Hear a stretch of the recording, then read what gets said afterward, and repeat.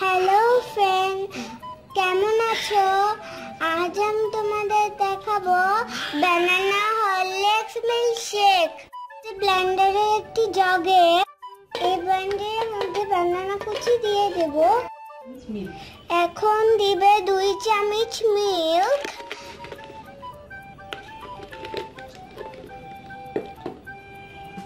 চামচ সুগার, 2 চামচ হরলিক্স।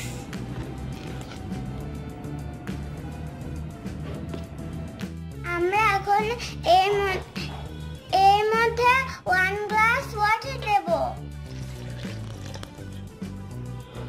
এটি ব্লেন্ড করে ফেলবো। এটা ব্লেন্ড করা হয়ে গিয়েছে। এখন আমরা এই গ্লাসের মধ্যে আইস দিব।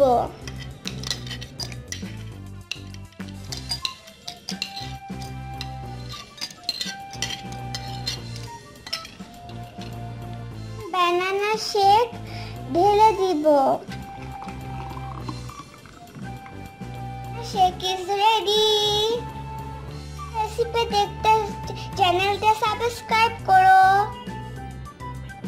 Bye bye.